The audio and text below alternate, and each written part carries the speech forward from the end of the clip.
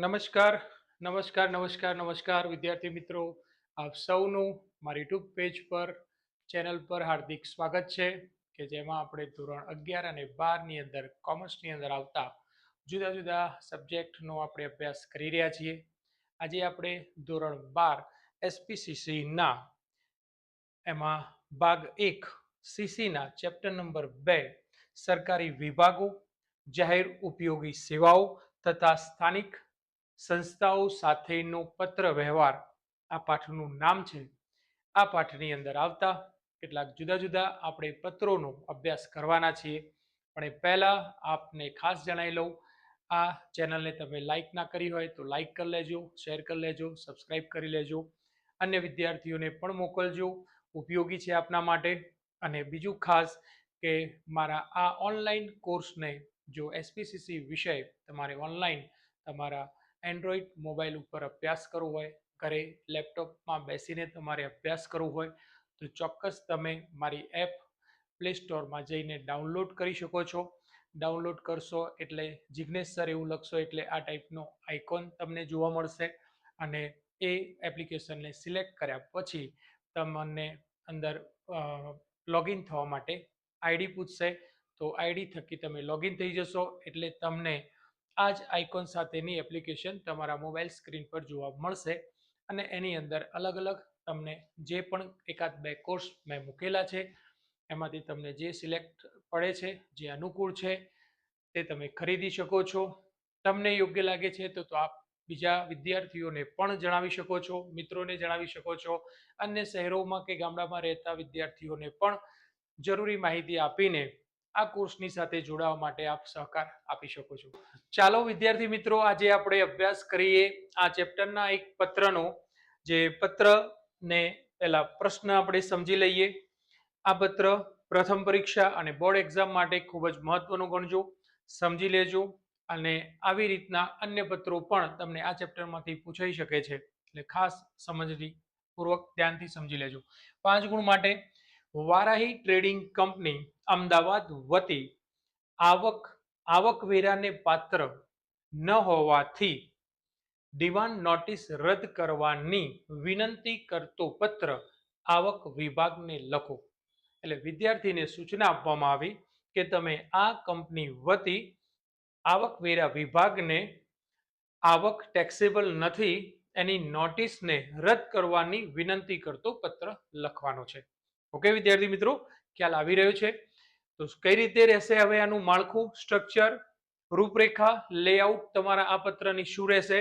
તો સેન્ટરની અંદર વારાહી ટ્રેડિંગ કંપની આપ જોઈ શકો છો.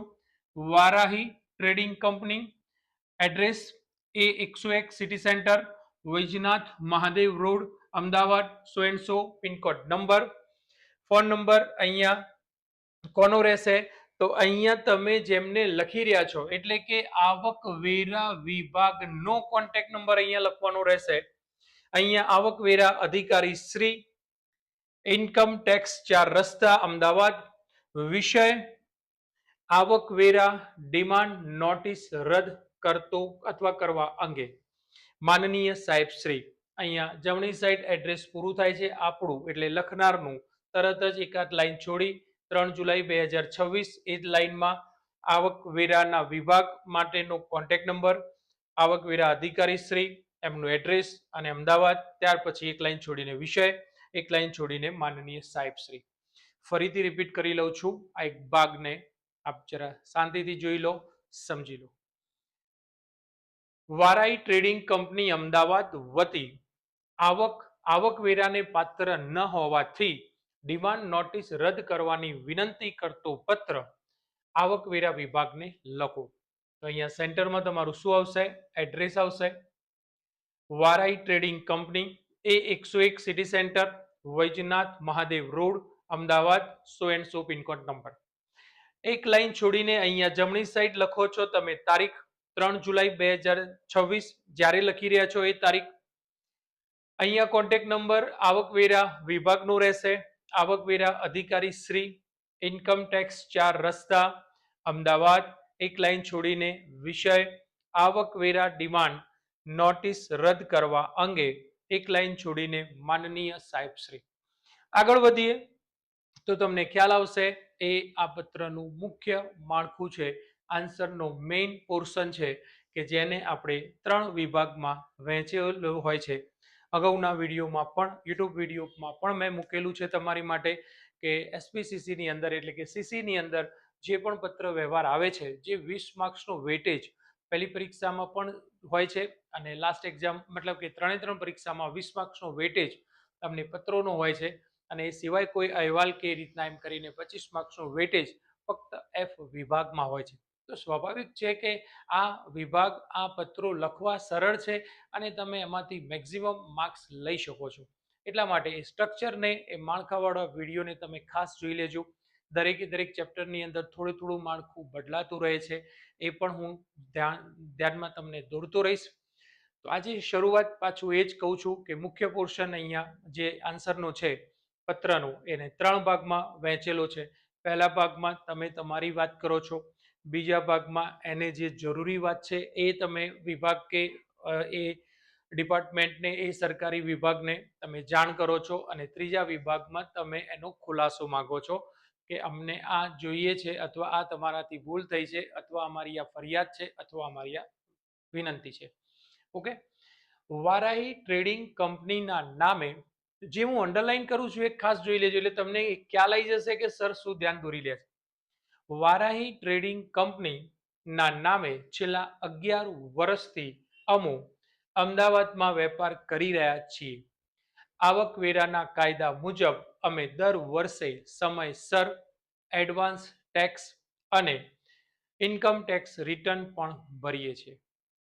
અમારી કંપનીનો પાન નંબર 100 છે. આપના વિભાગ તરફથી વારાહી ટ્રેડિંગ કંપનીને એટલે કે અમોને 30 જૂન 2026ના રોજ આકરણી વર્ષ 2025-26 ના આવકવેરા પેટે વધારાના ₹10,000નો આવકવેરો ભરવા અંગેની ડિમાન્ડ નોટિસ અમને મળી છે. આ ડિમાન્ડ નોટિસના સંદર્ભમાં જણાવવાનું કે આપના વિભાગની કોઈ પ્રકારની ચૂક થવા પામી છે, ભૂલ થવા પામી છે. ઉપર જણાવેલ સમયગાળા દરમિયાન અમારી આવક ટેક્સ ભરવાપાત્ર કરતાં ઓછી છે તો અમારી વેરો ભરવાની કોઈ જવાબદારી ઉપસ્થિત જ થતી નથી. તો આ સાથે અમારી પેઢીએ ફાઇલ કરેલ આવકવેરા રિટર્નની ઝેરોક્સ આ પત્રની સાથે અમે બીડેલ છે. અમે રજૂ કરેલ હિસાબો અને આવકવેરા રિટર્નની ચકાસણી કરી આપના વિભાગ થકી આવકવેરામાંથી મુક્તિ આપતો પત્ર ત્વરિત તાત્કાલિક મોકલી આપવા આપને વિનંતી કરીએ છીએ. આભાર. અહીંયા એક લાઈન છોડીને આપનો વિશ્વાસુ વારાહી ટ્રેડિંગ કંપની વતી વીજી વેકરિયા નામના એમના પાર્ટનર છે, ભાગીદાર છે, તો એ ભાગીદાર તરીકે આપણે એમને મેન્શન કર્યું છે અને એ જ લાઈનની અંદર છેલ્લી લાઈનની અંદર બિડાણ આવકવેરા રિટર્નની નકલ. તો જુઓ વિદ્યાર્થી મિત્રો કેટલું સરળ હોય છે પત્રને લખવાનું અને એને યાદ રાખવાનું. વિષયને ખ્યાલ આવવો જોઈએ ડિપાર્ટમેન્ટની અંદર અથવા તો તમને પહેલા ક્વેશ્ચન ખબર પડવી જોઈએ કે પ્રશ્ન શું છે. એ પ્રશ્નના આધારે તમે નક્કી કરીને નિર્ણય લઈ શકો છો કે કયા સ્ટ્રક્ચરમાં મારે લખવાનું થશે. બીજું કે સરળ છે, તમે આ 25માંથી 25 માર્ક્સ લાવી શકો છો. 20 માર્ક્સના પત્રો હોય છે, એક 5 માર્કનો અહેવાલનો એક પ્રશ્ન હોય છે. આ માર્ક્સ તમે પૂરેપૂરા લઈ શકો છો. તમારી એક થોડી જવાન લેંગ્વેજ ઉપર થોડું કમાન્ડ અને સારા એસપીસીસીના વિષયોને તમે શબ્દોને ઉપયોગમાં લઈ શકીને લખી શકતા હોવા જુઓ. એ ખાસ વાત ધ્યાન રાખજો. આજે અહીંયા રાખીએ છીએ, ફરીથી પાછા મળીશું કંઈક ના કંઈક નવા ટોપિક સાથે, આપને ઉપયોગી થઈ પડે એવા વિડીયો સાથે. અને ભૂલાય નહીં, મારા કોર્સમાં જોડાવવું હોય ઓનલાઈન તો એપ્લિકેશનને ડાઉનલોડ કરી અને જોડાઈ લેજો અને મારી યુટ્યુબ ચેનલને લાઇક, શેર અને સબસ્ક્રાઇબ કરવાનું પણ ભૂલાય નહીં. ખૂબ ખૂબ ધન્યવાદ. અન્ય વિદ્યાર્થી મિત્રોને પણ કહેતા રહેજો. ખૂબ ખૂબ ધન્યવાદ. Thank you.